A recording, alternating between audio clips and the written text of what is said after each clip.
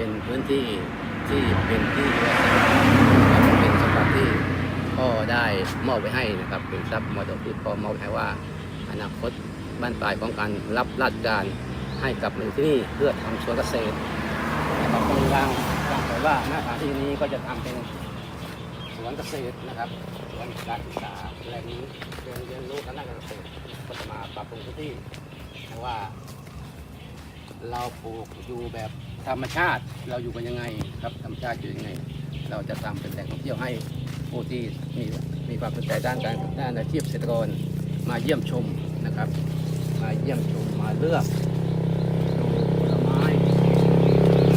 เนื้อที่ทั้งหมดที่เขามีหมดอยู่7 ไร่ครับเนื้อที่หมดอยู่7 ไร่บริเวณนี้นะจนถึงถนนอันนี้ก็ห่างมาจากถนนมิตรภาพนะครับประมาณ 3-4 กิโลนะครับจากถนนใหญ่นะครับถนนมิตรภาพที่35เข้ามาจากที่นี่นะครับระยะทางประมาณ3 กิโลนะครับของนี่ต่อไปก็จะมาทำป้ายให้นะครับเป็นแหล่งเรียนรู้ทางด้านการเรียนรู้ทางด้านการเกษตรนะครับก็ท่านของบ้านพาท่านเข้ามายังบ้านนะครับนี่ก็เนื่องจากว่าไม่ได้อยู่นะครับแล้วก็เลยทำให้บ้านนั้นอาจจะดูลกคึมไปนิดนึงนะครับเดี๋ยวก็จะมาจัดการตกแต่งต้นไม้ต่างๆให้นะครับมาให้ก็อนาคตอันใกล้นี้นะครับก็จะมาทำบ้านสวนนะครับนักท่องเที่ยวสามารถขับรถมาได้นะครับก็จากกรุงเทพมาก็เพียงแค่300 กว่ากิโลนะครับ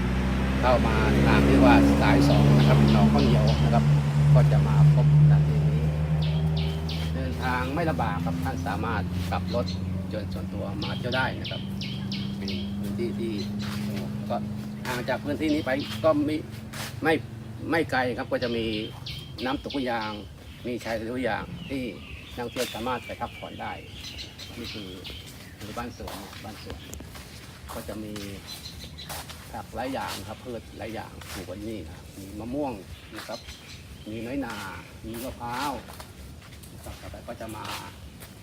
ตกแต่งจัดบ้านใหม่นะครับอันนี้ก็เป็นบ้านนะครับที่เคยอยู่อาศัยเมื่อในอดีตนะครับตอนนี้ก็จะกลับมาบ้านนี้เพื่อที่จะมารีวิวบ้านใหม่นะครับเพื่อที่จะเป็นเที่ยวนะครับเราจะมาแล้วก็รอติดตามชมนะครับอีก3 ปีข้างหน้าตรงนี้ก็จะเป็นแหล่งเรียนรู้ทางด้านการเกษตรที่สมบูรณ์ต่อไปครับอันนี้ก็เป็นมะพร้าวนะครับเรียกว่ามะพร้าวนกคุ้มกับพันเตี้ยนะครับมะพร้าวน้ำหอมพันเตี้ยครับอายุการปลูกประมาณ3 ปีอันนี้คือลูกมันทีนี้อันนี้ปลูก3 ปีก็จะออกลูกประมาณนี้นะครับนี่ลูกของทางด้านในก็มีหลายต้นนะครับ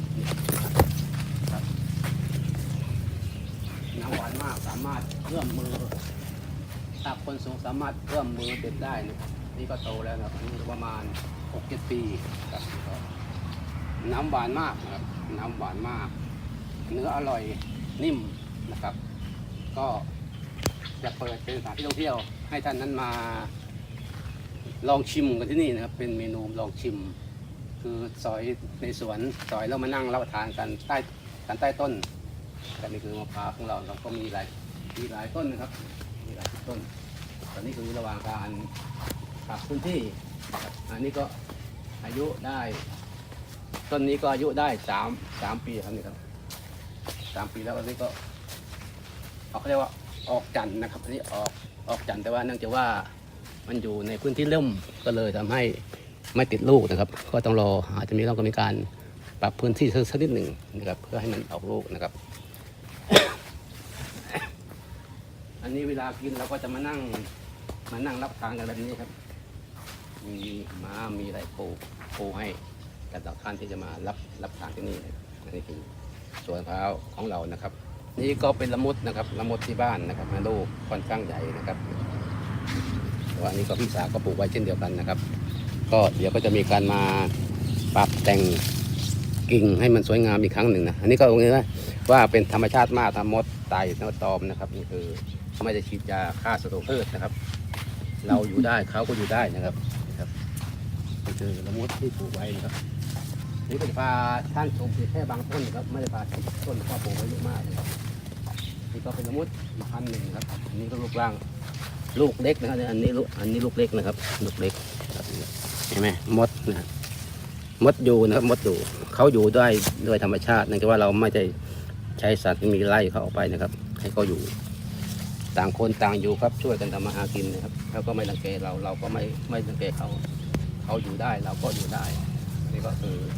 ธรรมชาติครับเสือมดให้ดูแค่2-3 ต้นนะครับนี่คือละมุดสวนที่บ้านนะครับ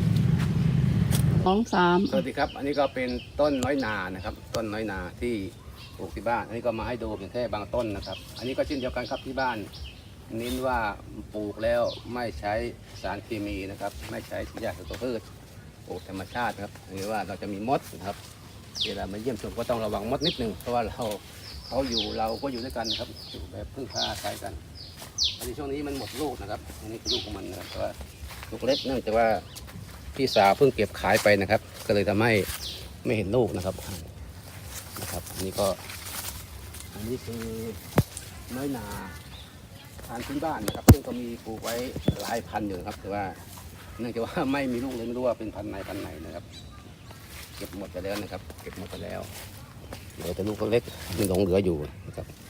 ถ้าหน้ามันนี่จะเต็มต้นนะครับแต่ก็จำไม่ได้ว่าเนื่องจากว่าไม่ค่อยได้มาบ้านเลยก็ไม่รู้ว่าต้นไหนเป็นพันธุ์อะไรนะครับเพราะว่าในนาต้นมันก็ลักษณะที่มันจะคล้ายกันหมดนะครับอันนี้คือน้อยนาบ้านสวนนะครับเยี่ยมชมได้นะครับจากมีไม้ยืนต้นแล้วเราก็ยังปลูกพืชล้มลุกอีกครับนี่ก็คือตะไคร้นะครับอันนี้ก็จำหน่ายได้นะครับ100 ต้น30 บาทนะครับก็ปลูกเป็นพื้นที่นะครับเป็นจุดถนนโน่นจุดเสาไฟฟ้าด้วยนะครับเนื่องจากว่าเสาไฟฟ้าแรงสูงพาดผ่านทำให้ไม่สามารถปลูกต้นไม้ยืนต้นได้เราก็เลยปลูกพืชอย่างนี้ครับเดี๋ยวต่อไปตรงนี้ก็จะแบ่งส่วนนี้ก็จะแบ่งเป็นสวนไม้ครับปลูกให้นักเรียนได้มาถ่ายรูปส่วนนี้ก็จะเป็นสวนตะไคร้แล้วก็สวนพืชบำรุงต่างๆครับสำหรับเอาไว้จำหน่ายด้วยจำหน่ายนักท่องเที่ยวจำหน่ายประชาชนในพื้นที่ให้ประชาชนนักท่องเที่ยวนั้นได้ถ่ายรูปอันนี้จะปรับปรุงใหม่ทั้งหมดครับแล้วจะเป็นสวนเกษตรก็แปลงดอกไม้ครับให้ท่านมาเยี่ยมชมมาถ่ายรูปครับนี่ก็เป็นมะม่วงเป็นมะกอกและปลูกหลายอย่างที่นี่นะครับมีพาท่านมาเยี่ยมชมสักนิดยังลบอยู่นะแต่ว่ายังไม่ได้มีการปรับปรุงนี่คือพื้นที่ของเรานะครับของเราทั้งหมดมีพื้นที่หมดอยู่7 ไร่นะครับ7 ไร่ตรงนี้ก็ต่อไปก็จะเนี่ยครับก็จะมาเนรมิตนะครับเป็นสวนดอกไม้สวนผักนะครับผมกับธรรมชาติทั้งหมดนี่คือพื้นที่ของเราครับออกน้ำนู่นนะครับในเส้นทางนี้ออกจากทางนี้ท่านก็สามารถไปเที่ยวน้ำตกก็ยังได้นะออกเส้นนี้ไปนะครับเส้นตกก็ยังนะครับขึ้นไปได้นี่คือสถานที่ท่องเที่ยวแห่งใหม่เขาก็ยางแต่การต่อไปที่นี้ก็จะเป็นแปลงดอกไม้หมดเลยนะครับแปลงดอกไม้แล้วก็ปลูกผักต่างๆให้ท่านนั้นได้มาเช็คอินแล้วก็มาถ่ายรูปแล้วก็มาซื้อของที่ลึกได้นะครับตรงนี้ครับโอเคพามาดูนี่ครับนี่คือบวบนะครับบวบที่บ้านกับปลูกโดยวิธีการธรรมชาตินะครับไม่ใส่สารเคมีไม่ได้ฉีดยาป้องกันศัตรูพืชนะครับนี่คือบวบรูปร่างใหญ่มากนะครับอันนี้ใหญ่ทุกลูกอันนี้แก่แล้วนะครับก็เก็บไว้ทำพันธุ์นะครับบวบนะครับนี่ดูลูกใหญ่มากครับนี่แต่ลูกนะครับใหญ่มากพอดีที่ว่าพี่สาวอยู่คนเดียวนะครับก็เลยอาจจะดูแต่ไม่ทั่วถึงนะครับอันนี้คือบวบที่สวนที่บ้านนะครับก็เป็นแตงกวานะครับเป็นแตงกวาพันธุ์เรียกว่าพันธุ์ใบเตยหอมนะครับอันนี้ก็เริ่มออกลูกแล้วนะครับออกลูกแล้วนะครับแต่ว่าลูกยังไม่ใหญ่ตรงนี้นี่ลูกของมันนะครับ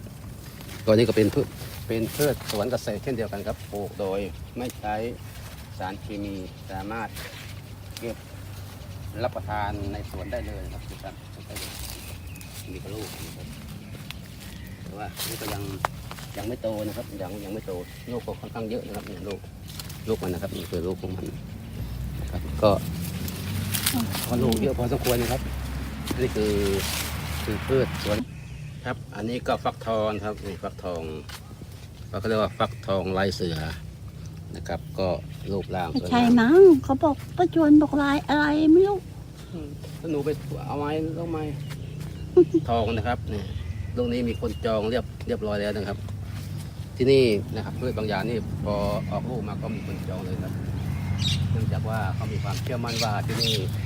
เป็นพืชที่ปลอดสารพิษฉะนั้นคนเลยมีความชื่นชอบนะครับในการสั่งจองนะครับส่วนใหญ่ก็จะมีการสั่งจองนี่ก็กำลังระหว่างการออกดอกอันนี้ก็ออกครับก็คิดว่าอีกไม่นานเขาคงจะมีผู้มาสั่งจองอีกนะครับนี่ครับดอกกำลังออกนะครับ ก็เห็นคลิปนี้ไม่รู้ว่าจะมีคนมาสั่งจองหรือเปล่าเพราะกำลังก็ออกมาแต่ละครั้งนี่คนก็จะสั่งจองหมดนะครับผักบ้านนี้ต้องสั่งจองนะครับถ้าไม่สั่งจองนี่หมดนะครับ